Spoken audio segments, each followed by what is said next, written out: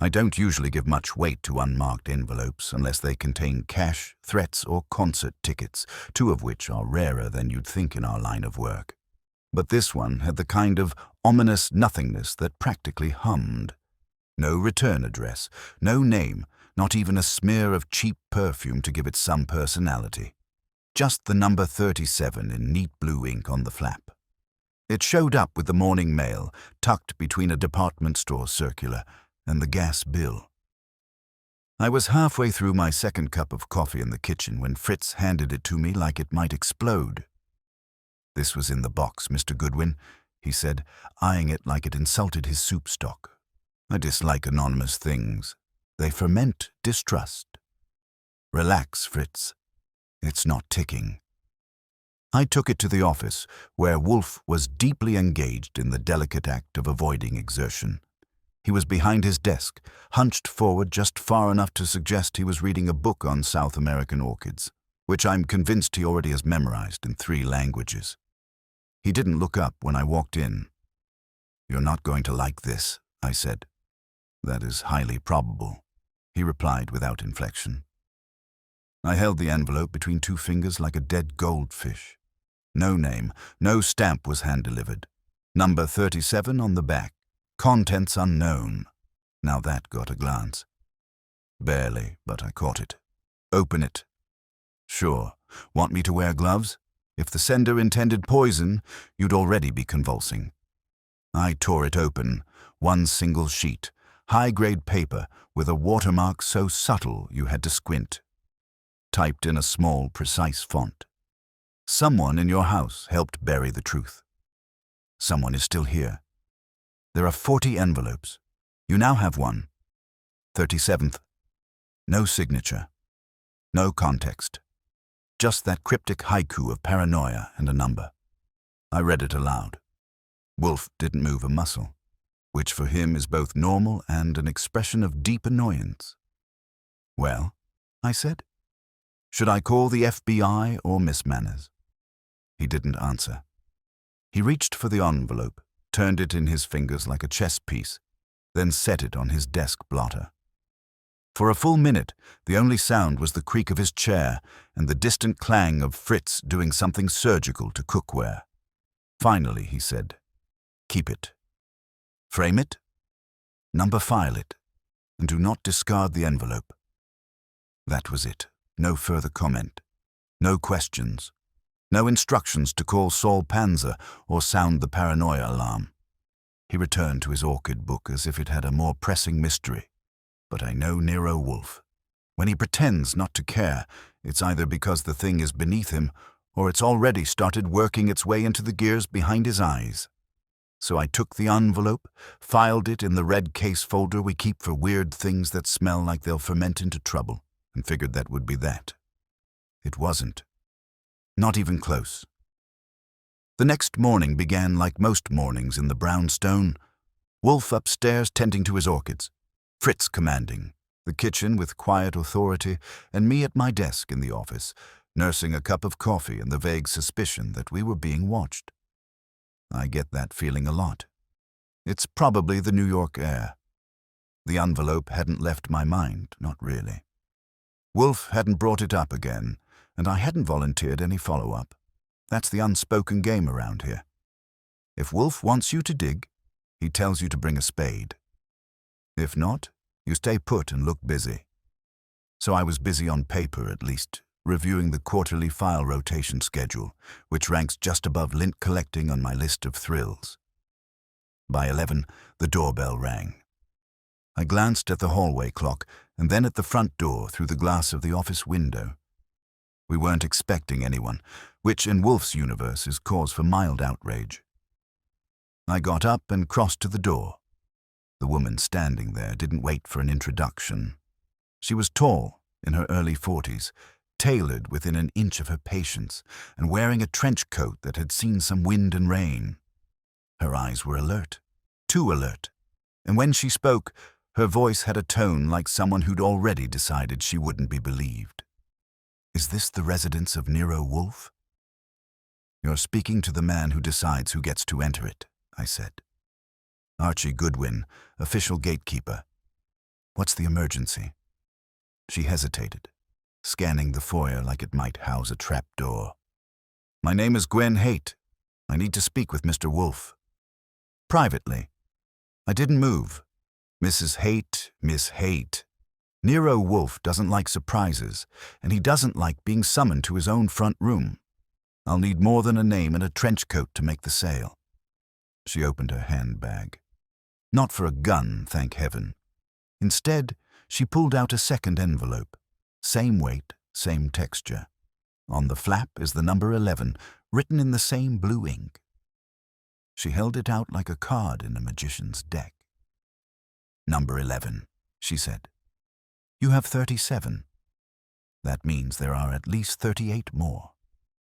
That got my attention. I took the envelope from her carefully, as if Wolfe himself were behind me with a stopwatch. I weighed it, felt the texture, and held it up to the light. It was a twin. You read ours? She asked. Read it, catalogued it, and got exactly no further, I said. I didn't expect to be believed, she replied. But I need help. This thing has followed me for weeks. I thought I could ignore it, but then someone tried to break into my apartment. Nothing stolen, just things rearranged. A lamp unplugged. A kitchen drawer swapped with another. The letter was still where I'd hidden it, untouched, but now I think it was bait. I don't know who sent it or why. Only that the envelope showed up the day after I left a reunion dinner. Reunion? 7 of us. Friends from Colombia. We haven't been in the same room in over a decade, and now 2 others say they got envelopes too. I have reason to believe more exist, but nobody's willing to admit they have one. They're scared or ashamed. And you decided to take it to a man who famously doesn't leave his house. I've read about Mr. Wolfe. I know he doesn't move, and that's exactly why I'm here. I want someone who can see it all without being in the middle of it. Someone who's removed. I studied her. She wasn't lying, or if she was, it was the best performance since the Yankees forgot how to bat. More than scared, she was trying not to look hunted. I took a step back. Come in, Miss Hate. She crossed the threshold like she expected it to be her last peaceful moment, and I ushered her into the office, where Wolfe had descended from the orchid room precisely 15 minutes ago and was now lowering himself into his chair with the grace of a man easing into warm molasses. I introduced them. Nero Wolfe. Miss Gwen Hate. She brought another envelope. Number 11. Wolfe inclined his head an inch. Sit, madam. She sat in the red chair facing his desk, removing her gloves with mechanical precision. I handed Wolfe the new envelope. He examined it with those thick fingers of his, as if the ink might confess under pressure. Have you read it? He asked her. Yes. It's identical to the one you received. Only the number differs. And you suspect the others from your reunion received similar missives. At least 2, yes. Perhaps more. Then say their names. She didn't hesitate. Dr. Adrian Keel, Ruthie Lomax. We were close once. We've all gone our ways. Keel is a medical researcher now. Ruthie works for a non-profit in D.C. and the others. Michael Trent, investment banking. Serena Veng, she's a novelist now. Brian Keller owns a restaurant in Brooklyn. And Daniel Mott, he's hard to pin down. Dabbles in startups. I travel a lot. Wolfe sat back. His eyes closed for a moment as if digesting the names like a heavy lunch. And at this reunion, what was said? Not much, honestly. We were polite, cautious. Nothing that explained why these envelopes would follow. But afterward, the messages started. First to me, then to Adrian. Ruthie contacted me last week, terrified. She'd received the number 29. Had anything happened prior to the reunion that might prompt retribution? No, she said, unless someone wants us to think so. Wolfe sighed. This is a vagary, an unpleasant one. The message lacks a concrete grievance. It's a warning, she said. Someone wants us to believe we're guilty of something, or hiding something, I don't know what. But they're not after money, they're after conscience. That earned a flicker from Wolfe. He looked at her again, longer this time. I could tell he was warming to the puzzle, or at least to the structure beneath the chaos. "Very well," he said. "I will consider it. Mr. Goodwin will obtain the contact details for these individuals. You will provide a timeline of events from the reunion forward, including the date and hour of envelope delivery." She nodded, relieved. "You'll take the case?" I said I would consider it. "I do not act precipitously, Miss Hate. That would be your province, not mine." I saw the tension return to her shoulders, but she masked it well. She gave Wolfe a grateful nod and stood. I followed her to the front door. As she stepped outside, she turned to me and said, "He's not what I expected." "That's what they all say," I told her. "The trick is figuring out if that's a good thing or not." When I returned to the office, Wolfe was already making notes. For a man who avoids unnecessary motion, his pen was moving like a conductor's baton. "You believe her?" I asked. He didn't look up. "Number, but I believe that someone does." That was enough for me. I retrieved a fresh notepad, filled a pen, and began assembling a dossier of the 7 names. Saul Panzer would be getting a call by nightfall, because Wolfe had decided to consider it, which, in Nero Wolfe terms, meant it had already begun. There are certain names you can say out loud in Wolfe's office without getting a reaction. Say rock star or online influencer, and Wolfe will continue leafing through his orchid journals like you'd quoted rainfall statistics in Mongolia. But say medical researcher, investment banker, or startup consultant, and he'll at least give a slow blink. That's about as close as you get to piquing his interest before lunch. By early afternoon, I had a full list of the 7 reunion attendees, complete with addresses, employment histories, and any relevant newspaper scraps I could dig up before Fritz rang the dinner bell. Saul Panzer had already taken the field with a photo of Gwen Hate and the assignment to confirm her story quietly. In Saul's hands, quietly usually means the subject never notices they've been checked out until years later, when someone brings it up over drinks and they get a cold chill. The list of suspects, or perhaps victims, depending on your angle, looked like a cocktail recipe with a twist of unresolved guilt. Dr. Adrian Keel, the researcher, was the brainy, closed-door type. Mid-40s, 2 published studies on memory retention and cognitive trauma, and a faculty position at Columbia. He hadn't returned Gwen's messages in the last week. That raised an eyebrow. Ruthie Lomax was the opposite heart on her sleeve. Non-profit work, emotionally raw, if Gwen's description was accurate. She had supposedly received the number 29. That would make her more recent on the envelope chain, assuming it had been distributed in a pattern, which Wolfe naturally doubted. Then there was Michael Trent, who had the kind of resume that sounded impressive until you realized all he did was move digital money around while pretending to understand currency volatility. I called the firm he worked at and was met with a receptionist who pronounced archivist like it was a dirty word. Brian Keller, the restaurateur, owned a place in Brooklyn with exposed brick and a menu that didn't capitalize anything. The kind of establishment where ordering a burger meant being asked if you'd prefer bison or lab-grown brisket.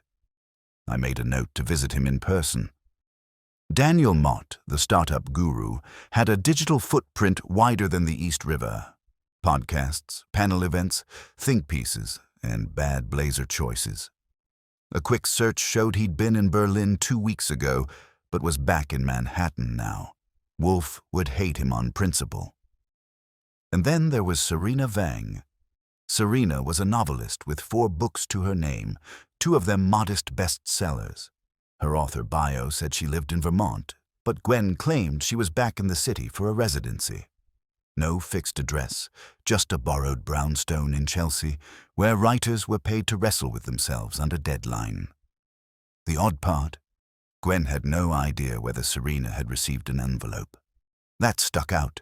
Everyone else she'd heard from or reached out to, but Serena was the mystery tile. Either she hadn't been targeted, or she was hiding the fact that she had.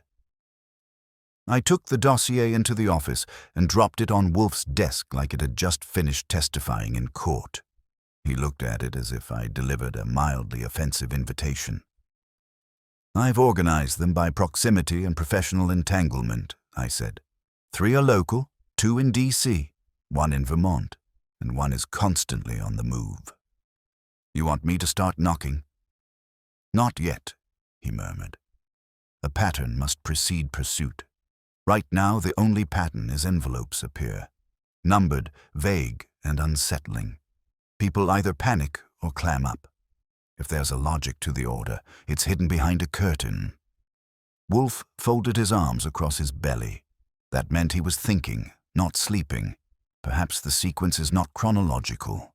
You mean not in the order they were sent, or not in the order they were received. The number could signify rank, not timing, guilt, involvement, proximity to an event."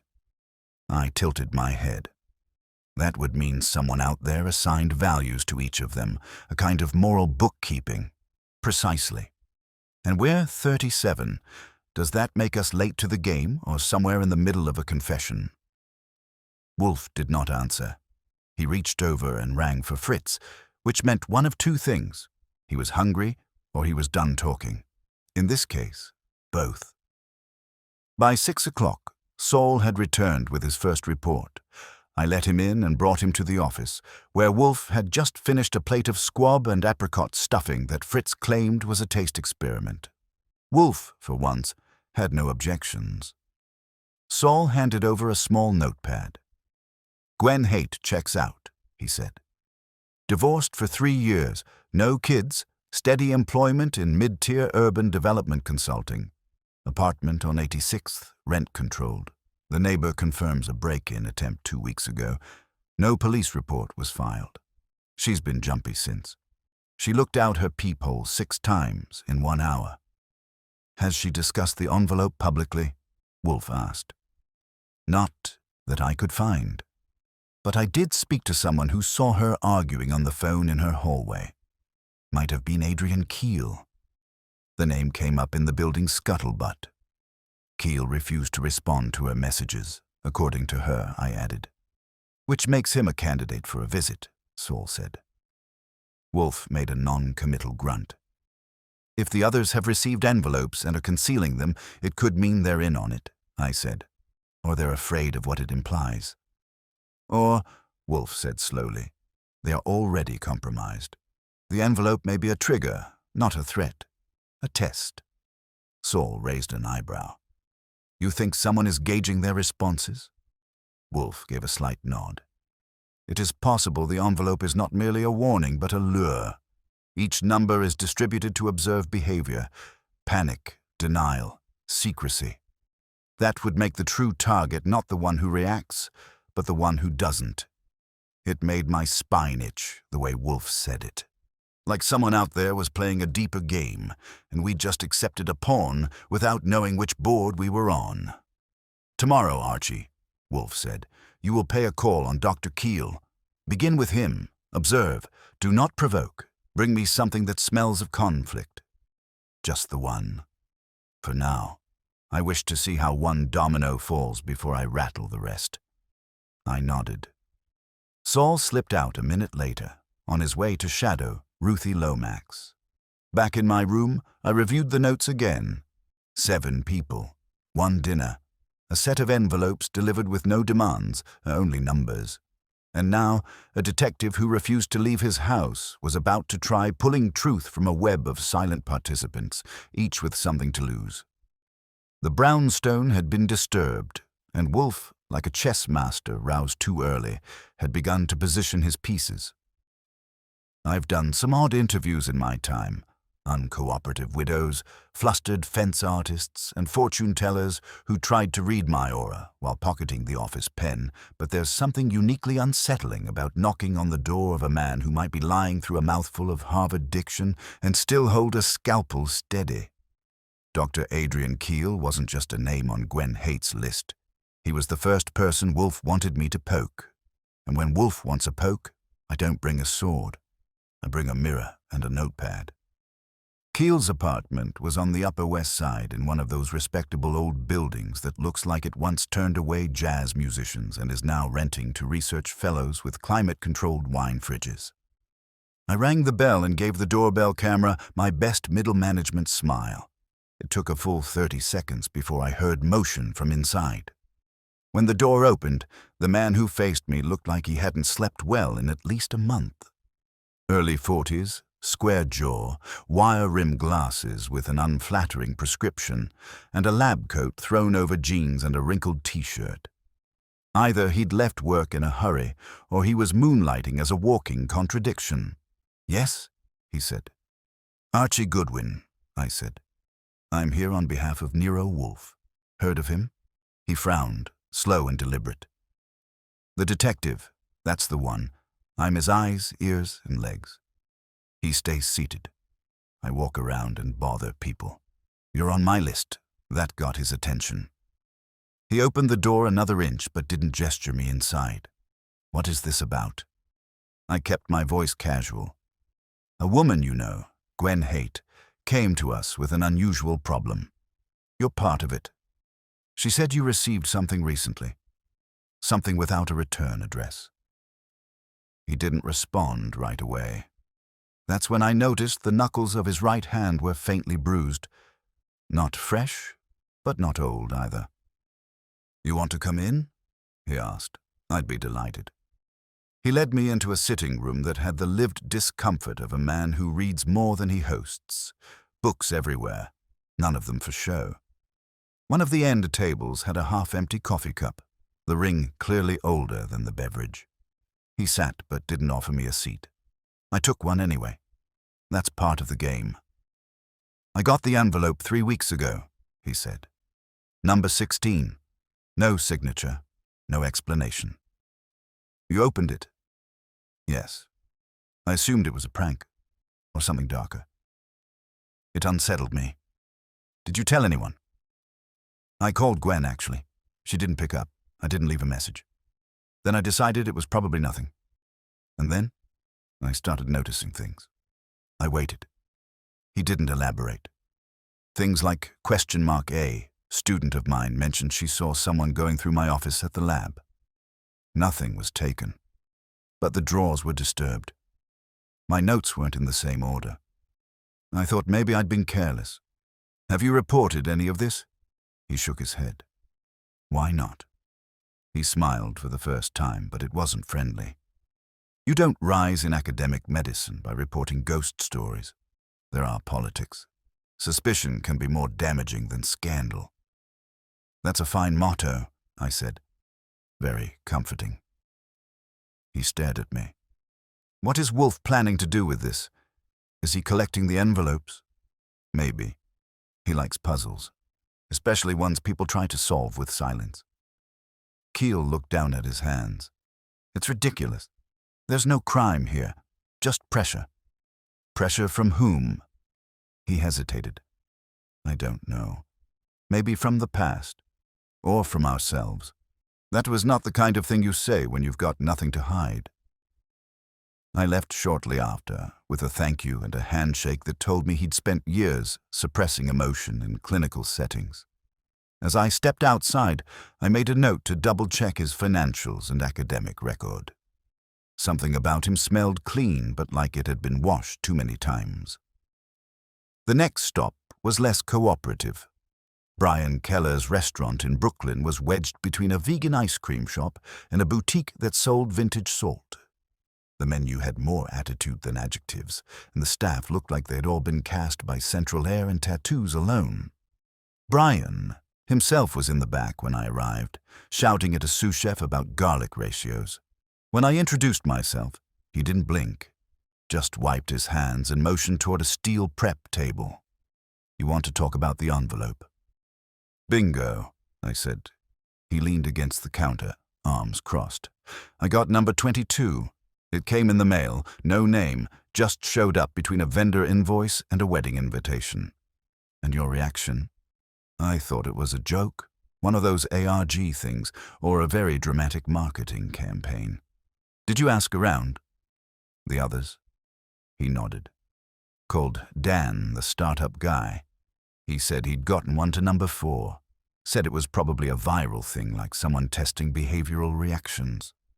I sounded excited. So no fear? Number, but then again, he doesn't scare easily. He just monetizes anxiety. Did anything unusual happen after the envelope arrived? Define unusual. This is Brooklyn. Out of place. Off rhythm. He was quiet for a second. My liquor inventory was off. Just a bottle here or there.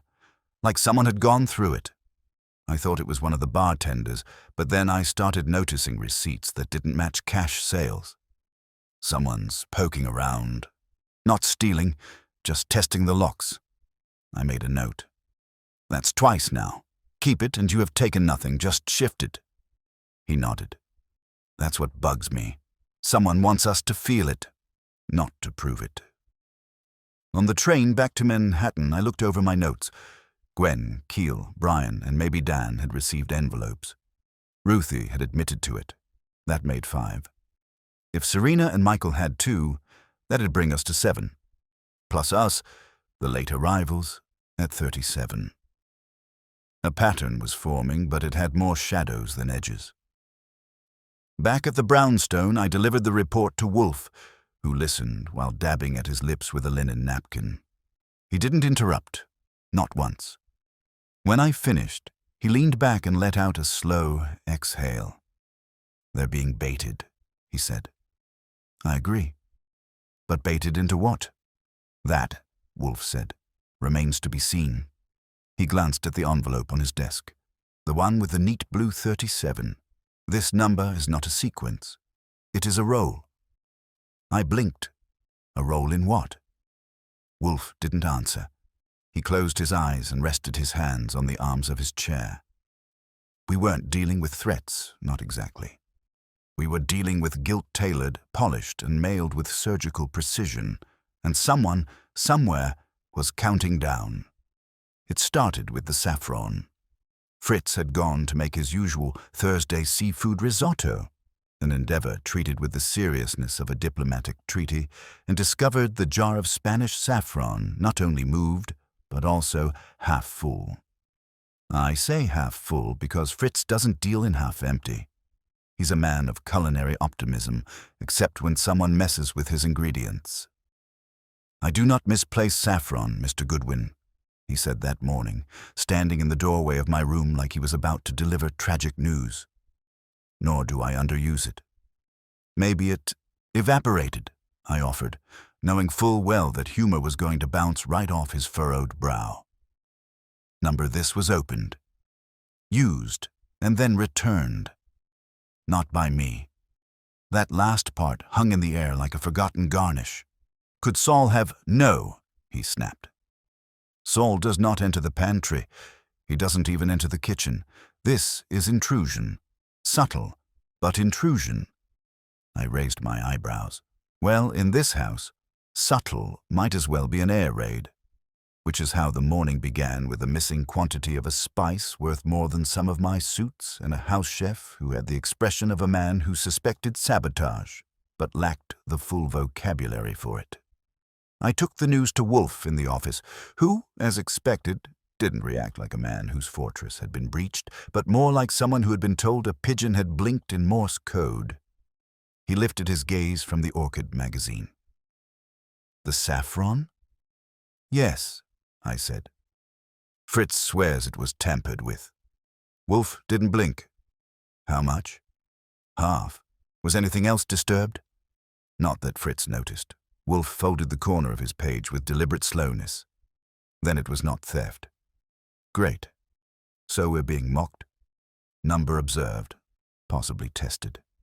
I shifted in my chair. You think someone got into the house and took a pinch of saffron just to prove they could? Yes. I'd rather they'd left a note. Or maybe just asked for lunch. He gave me a look, then closed the magazine and turned fully to me. Lock the office when not occupied.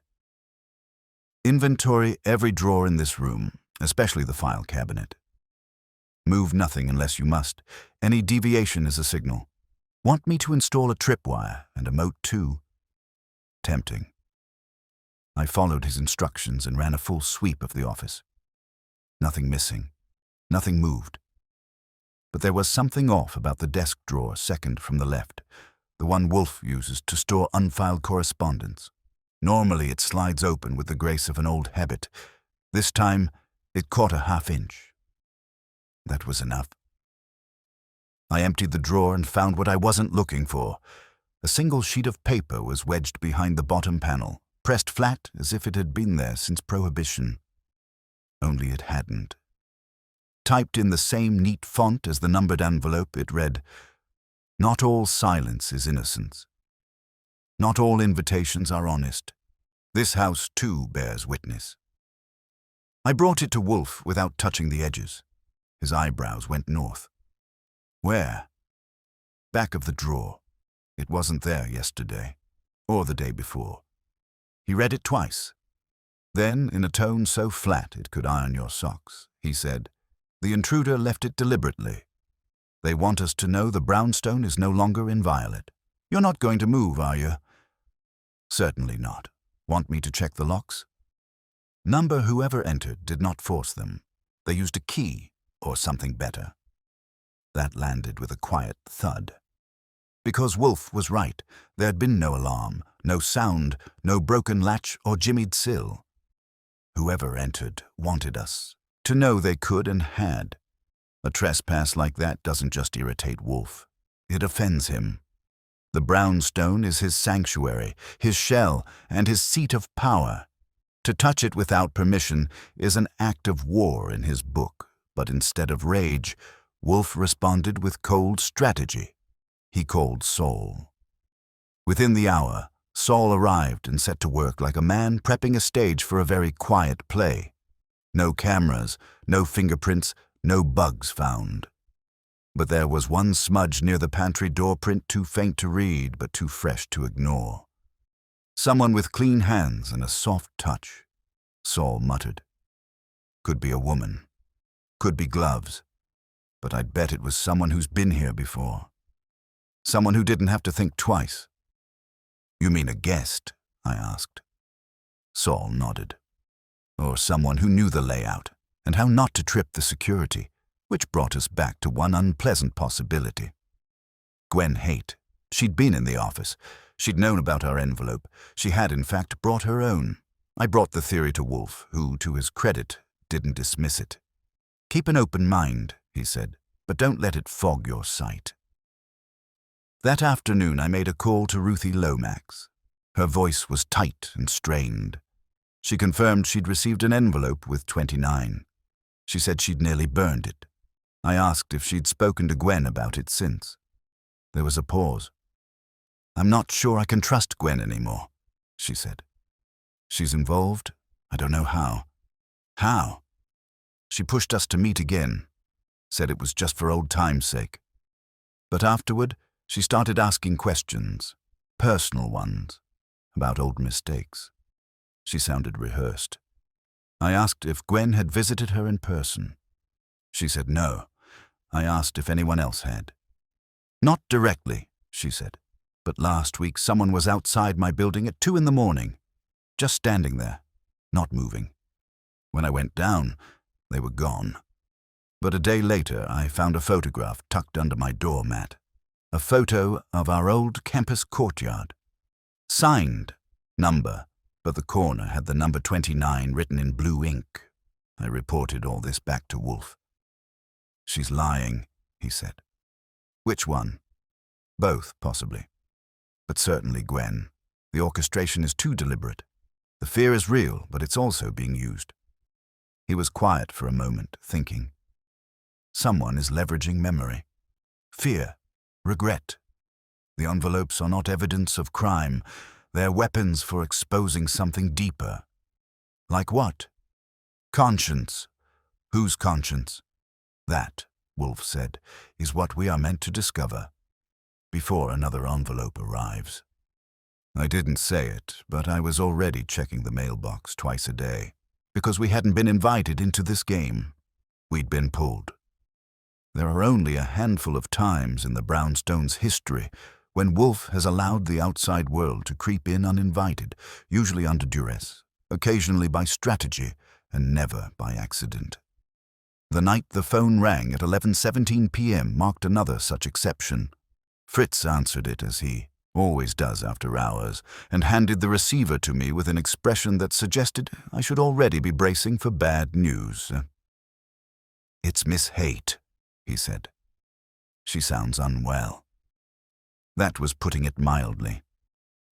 Gwen's voice was tight and hushed, like someone afraid the walls might be listening. "Archie," she whispered, "someone's been in my apartment again." I stood up from my chair near the hall, already grabbing my coat. "Did they take anything?" "Number." But this time, they left something. "It's on my bed." "What is it?" She hesitated. "A photo. From college. Our group.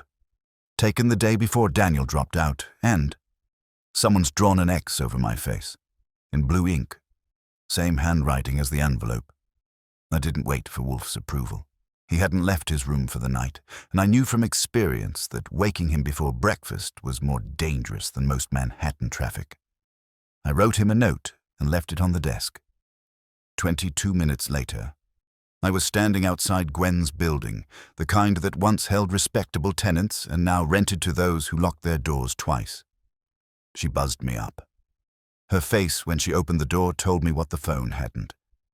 She was genuinely frightened now, past suspicion and well into dread. She led me to the bedroom without a word. The photo lay in the center of the comforter. 8 figures in their early 20s, arms around each other, squinting into sunlight on a quad that no longer looked the same. Gwen was second from the left, her arm linked with Ruthie's. The X over her face was neat, deliberate, and done in that same eerily calm blue ink. "Have you shown this to anyone?" I asked. "Number, you're the only person I've called. Do you still have the envelope?" "Yes, locked in a drawer." "Good. Keep it that way. Any other signs of entry?" She shook her head. The locks were fine, nothing broken, but I know someone was here. My slippers were turned around. My dresser drawer was cracked an inch.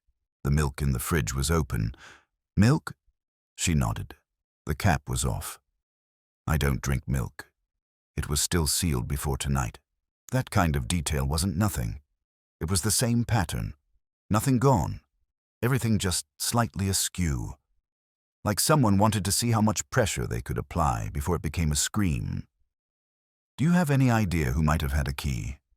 A spare left somewhere?" She hesitated.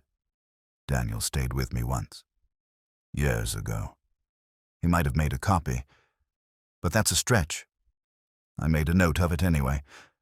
Before I left, I checked the entry points myself. Locks, windows, and stairwell. Nothing obvious.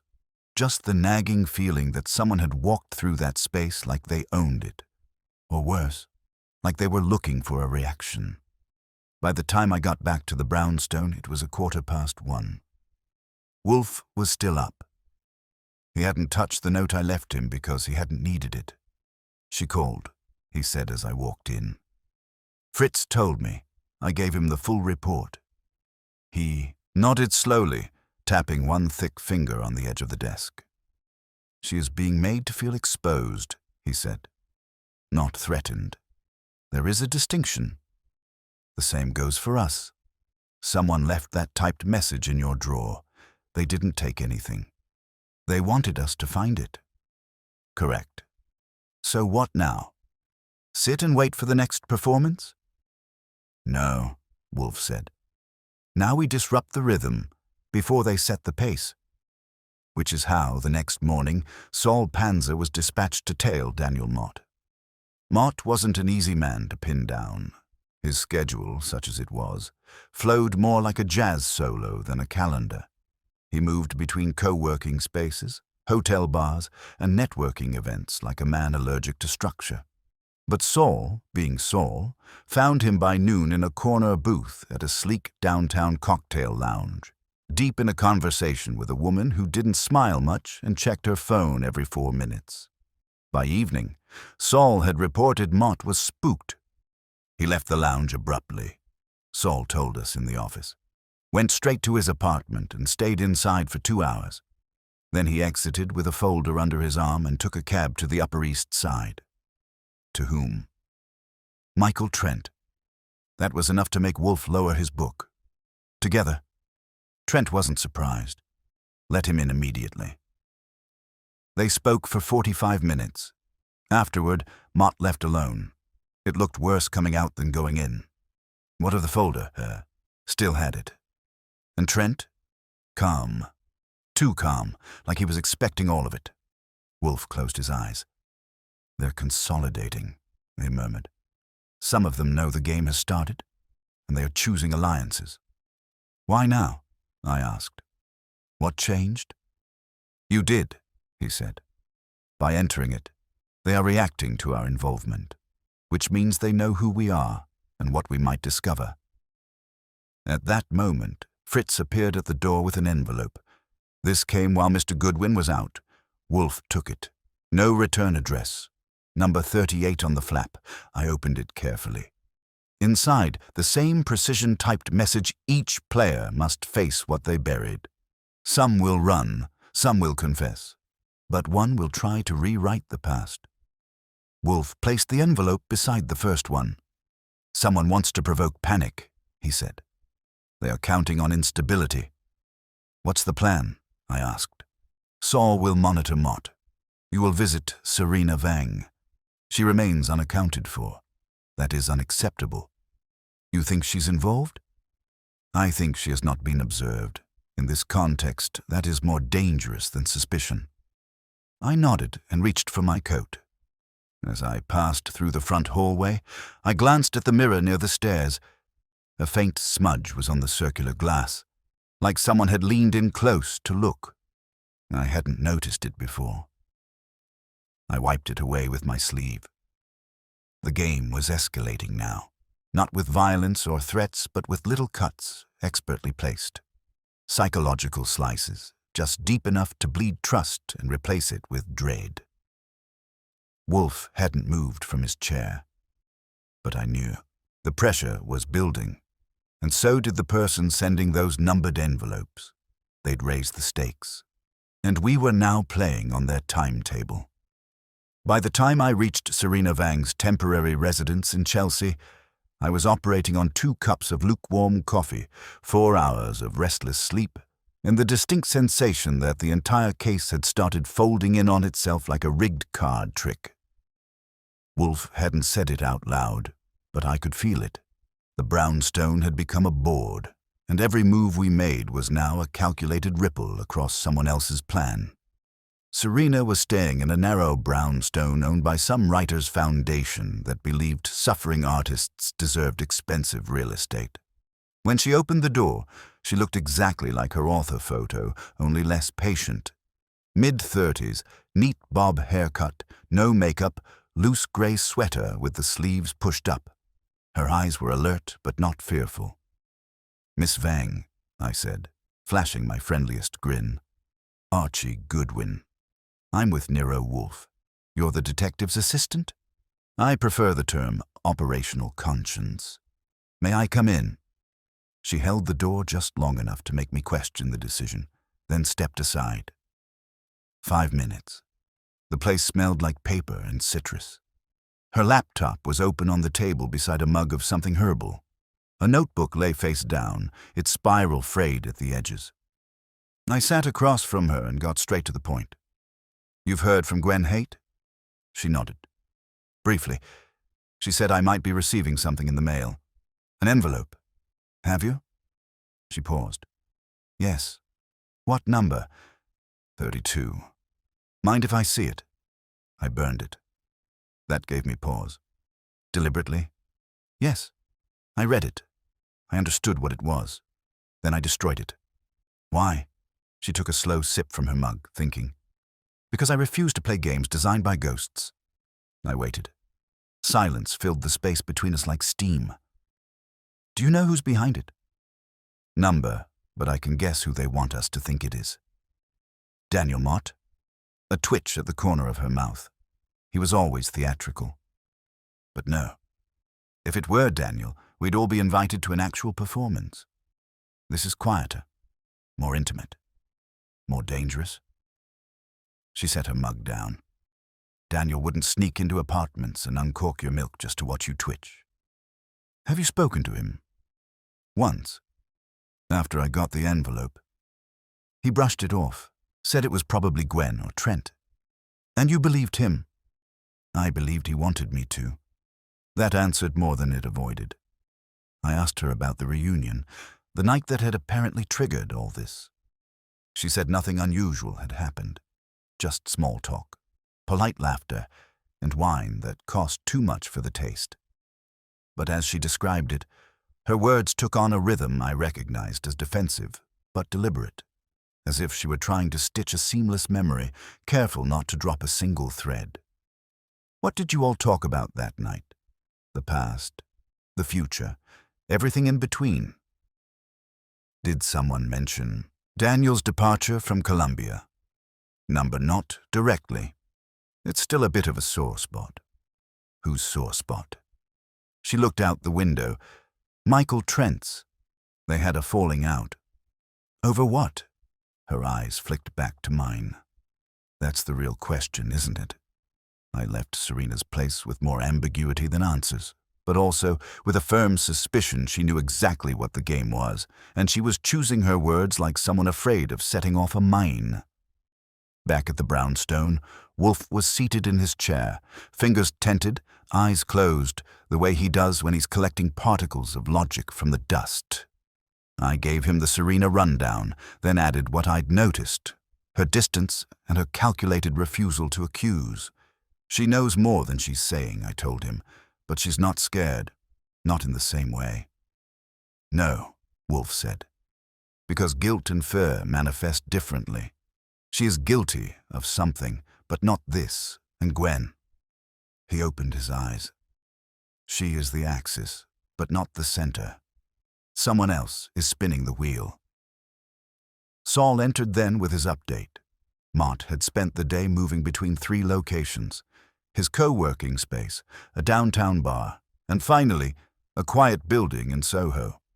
He'd stayed there for nearly 2 hours. The tenant? Ruthie Lomax. Now we had something. She let him in without hesitation. Saul reported.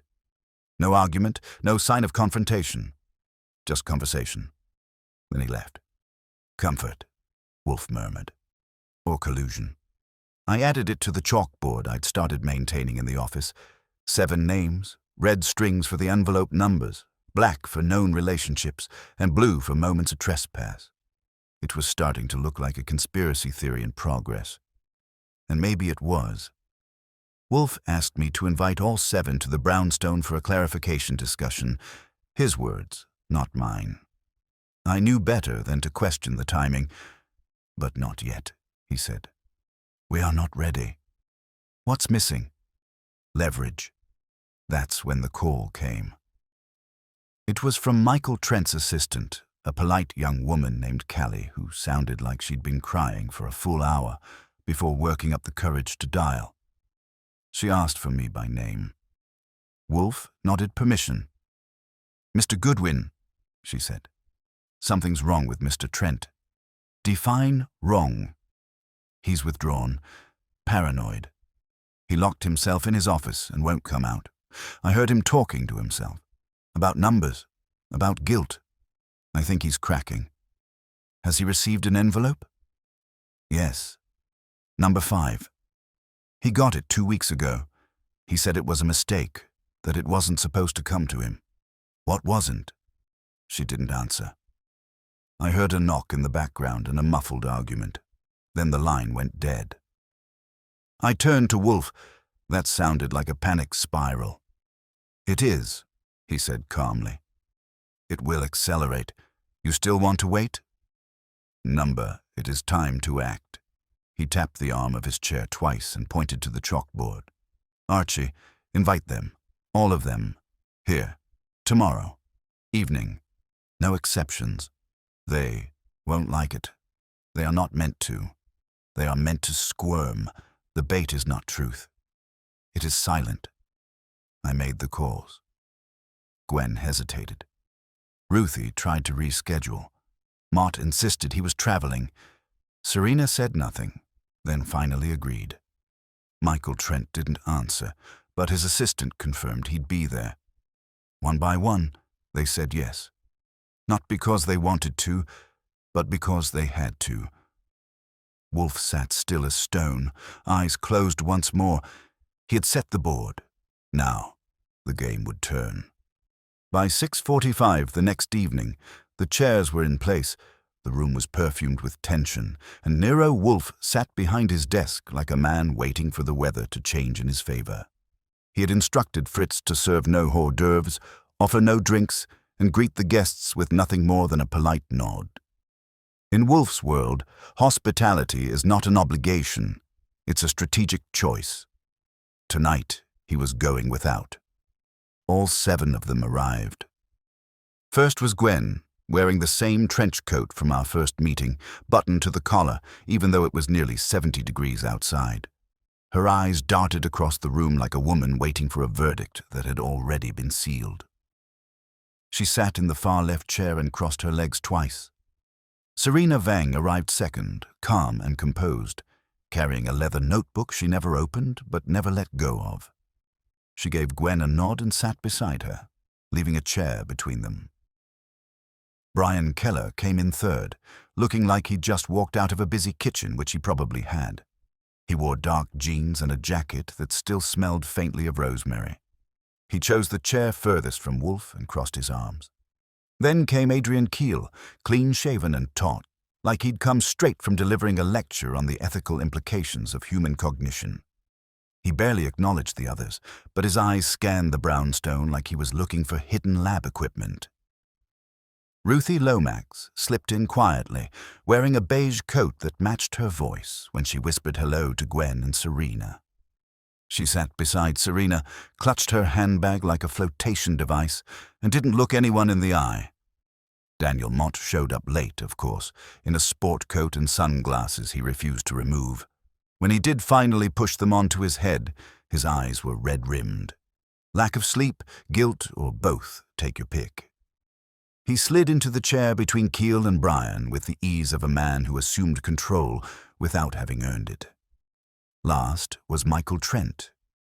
He walked in slowly, a shade paler than when I'd first met him, and nodded at no one.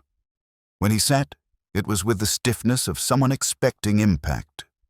Wolfe didn't rise or greet them individually. He simply looked at each one, then said, "Ladies and gentlemen, you've received letters, you've been observed, you've been pressured, and now you are here." That was inevitable. Not a word in response. He continued. "The envelopes are not arbitrary. The numbers are not random. They are, in fact, a sequence of leverage. A slow and deliberate pressure campaign built not on threats, but on implication. Someone among you initiated it. Someone among you distributed them, and someone among you has begun to lose control of the game." Still silent until Serena Vang leaned forward. "Are you saying one of us sent them?" "Yes." Trent gave a bitter laugh. "That's ridiculous. We've all been targeted." Wolfe turned to him. "Have you?" Trent flinched. "I got an envelope. Number 5. "You received it," Wolfe said evenly. "But you were not surprised by it." Ruthie spoke next, voice trembling. "We didn't do anything. This is all a test. Psychological." Daniel said it was just a theory experiment. Mott didn't look her way. "I said that so you wouldn't panic." "Did you lie?" Wolfe asked him. Daniel shrugged. "I didn't lie. I just didn't tell the whole story." "What story would that be?" Wolfe asked. Daniel's eyes scanned the room. "5 years ago," he began, "I pitched a startup idea at a closed-door venture event. Someone stole it, beat me to market. I lost investors. I got publicly dragged. I never proved who leaked it, but I knew it had to be someone from our group. We were all there that weekend. Serena, Brian, and Trent Keel had nothing to do with it. But the others? Your response was to stage a psychological gauntlet?" Wolfe asked. Mott held up his hands. Number I didn't send the letters, but I did reconnect with people. I poked. I nudged. I wanted to see who squirmed. Then who sent them? Wolfe asked. Daniel looked at Gwen. I thought it was her. Gwen's head snapped up. Me? You were the one pushing for the reunion. You kept circling back to that weekend. I wanted closure, Gwen said. I thought if we all met again, we could move past what happened. What happened? I asked. No one spoke. Wolfe's voice cut through the silence. Someone manipulated the group dynamic to cover an act of betrayal. A theft, yes, but more than that. A rupture in trust. He looked at Trent. You're the only one who hasn't denied involvement. Trent's face darkened. Because I don't owe you a denial. No, Wolfe said, but you owe them one. Trent stood. This is absurd. I didn't steal Daniel's pitch, and I didn't send letters to myself. Agreed, Wolfe said. You didn't send them, but you knew they were coming. A long silence followed. Trent sat back down. I didn't know who was sending them, he said finally. But I found out. Someone left one in my mailbox 2 days before the reunion. Number 5. There were no others yet. I didn't understand it until after. What did you do? I waited. When Gwen mentioned hers, I realized someone was orchestrating it. I thought it was Daniel. Or Gwen. I wasn't sure. But I decided to watch. And then? Wolfe asked. I stayed silent. That, Wolfe said, was your mistake. He turned to the rest of the group. You've all been reacting, panicking, looking for the source. But the answer has been present all along. The method is clear. Personal knowledge, subtle trespass, and exacting psychological pressure. Whoever delivered these letters had access to your spaces, knew your schedules, knew how to make fear feel internal. He held up one of the envelopes, each one written in the same machine-typed font, same stationery, same ink, same folding, meticulous, precise. He looked to the side where Saul had stepped quietly into the room during the final 10 minutes. Mr. Panzer retrieved something earlier today. Saul held up a small box. Inside it was a set of envelopes, blank, unnumbered, and pristine. A typewriter ribbon, a pair of latex gloves. Found in the back closet of Gwen Hate's apartment, Saul said. Inside a garment bag. Gwen didn't deny it. Her mouth opened and then closed. Wolfe nodded. You began this, Miss Hate. Her voice came low and brittle. I didn't want to hurt anyone, but you wanted them to be afraid. She turned to the others. I needed you to admit it. One of you sabotaged Daniel, and when none of you would talk, I started the campaign. I never expected it to grow like this. 38 letters, Wolfe said, to people who once trusted you.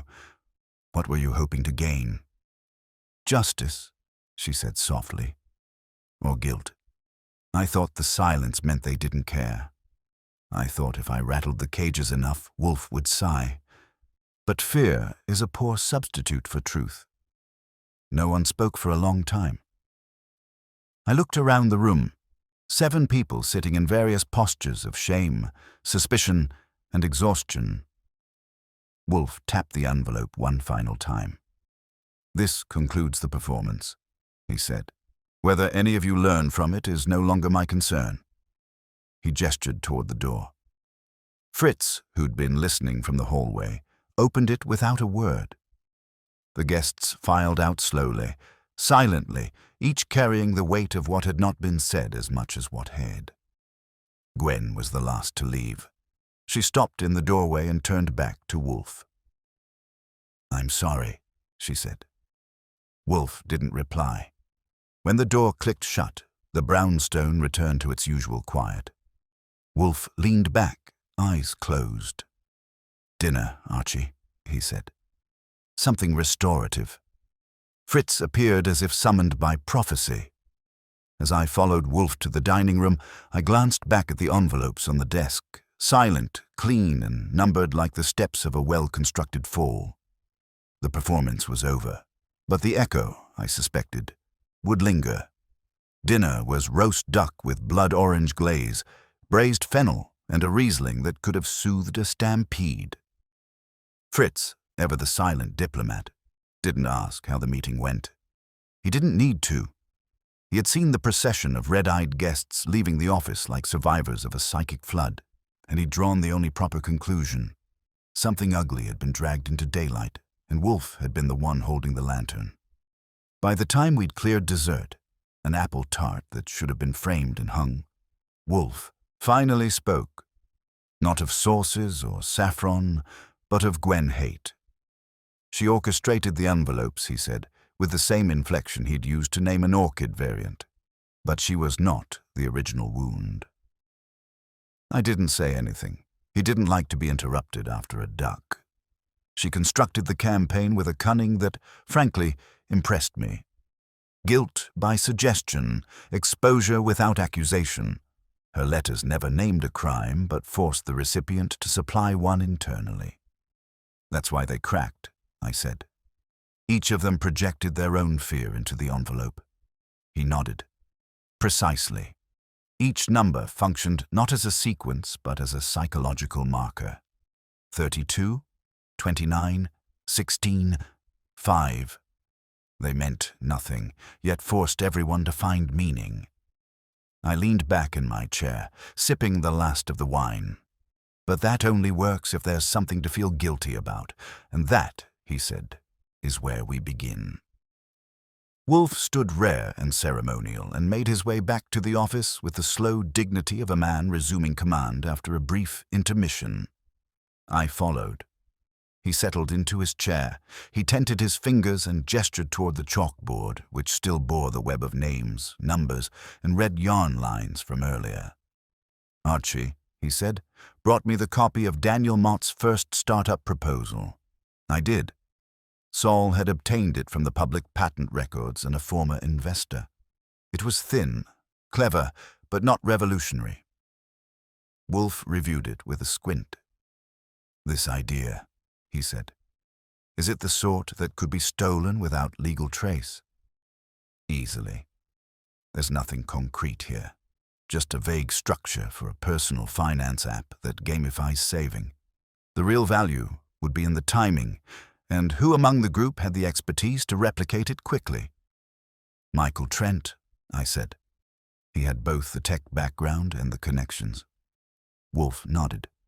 Then let us consider motivation. He paused. Trent and Mott had a falling out, yes? That's known. But the timeline is murky. If Trent intercepted Mott's pitch, either through surveillance or Gwen herself, intentionally or not, could have acted. I blinked. You're saying Gwen may have caused the theft, unwittingly, or under pressure. Perhaps she shared Daniel's pitch during casual conversation. Perhaps it was stolen from her laptop. We do not know. But if Trent was the thief, I said, why wouldn't Gwen target him directly? Wolfe answered with a tight smile. Because Gwen didn't want revenge. She wanted a confession. That made the pieces settle. Gwen's campaign had been a lever, not a blade. The envelopes didn't accuse. They insinuated. And in doing so, they created an atmosphere ripe for unraveling. Wolfe continued. She sent Trent the first envelope, number 5, which, in certain numerological beliefs, represents instability. She seeded it deliberately. She hoped it would push him toward guilt and force him to admit what he had done. But he didn't. Instead, he deflected, watched the others, gauged reactions. When the others received envelopes, he began to suspect Gwen's orchestration. But he said nothing, because silence benefited him. And then? I asked. Then Gwen escalated. She sent envelopes to those she considered vulnerable. Ruthie, Serena, Keel. She knew their histories. She guessed which ones would crumble. And she was correct, except Daniel. Ah, Wolfe said, tapping a finger. Daniel is the anomaly. He began the suspicion, but he did not execute the plan. Gwen did. The irony is that Daniel suspected everyone but her. I rubbed my forehead. So where does that leave us? Gwen sent the letters. Trent stole the idea. Mott suspects everyone, and none of them are innocent. Precisely, Wolfe said, eyes gleaming. That is why the strategy succeeded, because everyone had something to hide. At that moment, Fritz reappeared with a folded note. This was left in the mail slot, he said. No envelope, no signature. Wolfe opened it. I stepped closer to read over his shoulder. It said, I see you finished the puzzle, but puzzles are only games. The truth is not a game. Wolfe folded the note carefully and placed it on the desk beside the other evidence. Another player, I said. Or Gwen again. Not Gwen, Wolfe murmured. She's broken. She will not continue. This is someone else. Perhaps someone who saw too much and now seeks to control the aftermath. You think someone's watching? I think someone always has been. I didn't like that. Not because it was unlikely, but because it was very, very plausible. Every move we'd made since the first envelope arrived had played into an unseen observer's narrative, and now that Wolfe had exposed the mechanics, the curtain wasn't falling. It was being pulled aside. What do we do with the truth? I asked him. He looked at me. We preserve it, he said. And we protect the ones still capable of redemption. And the rest. He didn't answer. He didn't need to. Because Wolfe wasn't interested in punishment. He never had been. He dealt in understanding, exposure, and the precise application of clarity. Justice, when it came, was often a consequence, not a mission. That night I filed the case under a new heading, the numbered envelope psychological exposure, a phrase Wolfe had used once before about a case where no one died, but everyone bled a little. As I switched off the light in the office, I glanced one more time at the board. 7 names. 7 motives. 1 orchestrator. And in the center, a single truth. Still flickering like a hallway bulb no one had dared to fix. We'd reached the edge of something, but Wolfe wasn't stepping over it. Not yet. 3 days passed. The brownstone returned to its routine. Orchids were pruned. Meals were composed like sonatas, and the phone, blessedly, did not ring after dinner. You'd think that's where the story ends. Confessions were made, motives laid bare, and the psychological storm that swept in with envelope, 37 had blown through. But Wolfe didn't treat this case like it was finished. He treated it like a room that had been cleaned too quickly, tidy on the surface, but with dust still clinging under the furniture. He didn't speak much during those 3 days. That was often a good sign. It meant his mind was still chewing. Sometimes he chewed for hours. Sometimes he chewed until you wondered if the thought had died of old age. But in this case, I knew what he was waiting for. So did I. It came on the morning of the 4th day. A single envelope, no number, no message. Just a blank slip of paper inside. Nothing written, no watermark, no folds, just presence. Fritz found it and brought it to me without a word. I turned it over in my hands. There was nothing threatening about it, nothing demanding. It was a punctuation mark one Wolfe hadn't used yet. He was in the plant rooms, inspecting a phalaenopsis that had recently suffered a minor fungal indignity. I climbed the stairs and found him gently adjusting a bloom as if it had whispered a complaint. Another envelope, I said. But this one's silent. He turned to me and held out his hand. I gave it to him. He studied it a moment, then nodded once. Good, he said. They've stopped talking. You expected that. Number, but I allowed for it, which is about as close as Wolfe ever gets to surprise. We returned to the office. He placed the envelope beside the others and stared at them for a full minute before speaking. Do you recall what Gwen said when she first arrived? Someone in this house helped bury the truth. Someone is still here. That part? Yes, Wolfe said. That phrasing has lingered with me. At the time, I interpreted it as metaphorical, a jab, a provocation, not literal. I dismissed it, but now I wonder if it wasn't meant to point elsewhere. I sat. You think she was referring to someone other than Trent? I do. He steepled his fingers, a signal that meant his mind was wrapping the final layer of ribbon around a thought. Archie, do you recall Serena's expression during the office gathering? Just after Gwen confessed? Sure. She looked composed. Calm, more than the others. Too calm, Wolfe said. And when I asked if she had received an envelope, she claimed she had burned it. Number 32. I remember. Why? Because that number had already been accounted for. Gwen assigned it to another. I blinked. Are you saying Serena lied about her envelope? Number, I'm saying she never received one, and that she said she had to avoid suspicion. So she wasn't a victim, I said. She was an observer. Exactly, Wolfe said. A quiet one. She knew about the campaign, perhaps not at the start, but early enough, and she let it continue. That's why she carried that notebook. Wolfe nodded. To document reactions. I believe she turned Gwen's amateur attempt at psychological revelation into something colder, something strategic. You mean she continued it?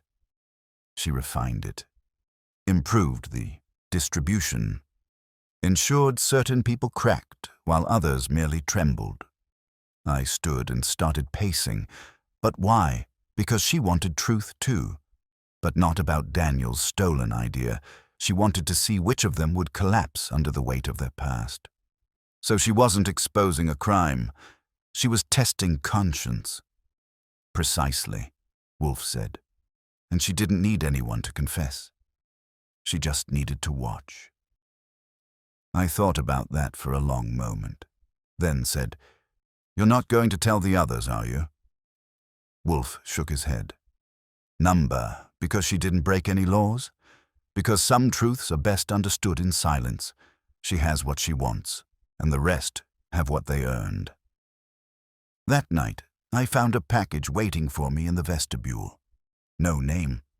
Just a wrapped copy of Serena Vang's newest manuscript. It hadn't been published yet. A note was tucked inside the front cover, for the archivist of motives.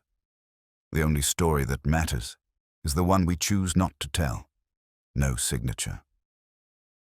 I gave it to Wolfe without a word. He didn't read it, just placed it on the bookshelf, spine outward in the small section he reserved for rare volumes with no catalogue numbers. We never spoke of it again. The next morning, Fritz served breakfast with his usual flair. Black coffee, soft-boiled eggs, and a small bowl of seasonal fruit so symmetrical it could have been designed by a mathematician. Wolfe, in his chair, unfolded the paper, grunted at the headline, and then said, There are too many people in this city who confuse guilt with righteousness. Yeah, I said, pouring cream into my coffee. But the ones who confuse silence with wisdom might be worse. He didn't answer. He didn't need to. Outside, the city churned forward. Somewhere, 7 people were waking up to their own reflections, seeing themselves a little clearer, or maybe not. Maybe they were pretending none of it happened. That's how people are. They compartmentalize. But Wolfe doesn't. He stores it. Not in drawers or files, but in the quiet creases of memory where no dust settles. Another case closed, not with arrests or gunfire, but with a nod, a silence, and a final cup of coffee shared in the safest place Wolfe knows, his own perfectly ordered brownstone, where logic still prevails, if only within these walls. I got up, stretched, and looked out the window at a world still running on secrets. I guess that's that, I said. Wolfe looked over the rim of his cup. No, he said. That was only the confession. The understanding is still ahead. And with that, he returned to his paper. leaving the rest for me to file away. Under the numbered envelope. Subcategory: Unsolved but understood.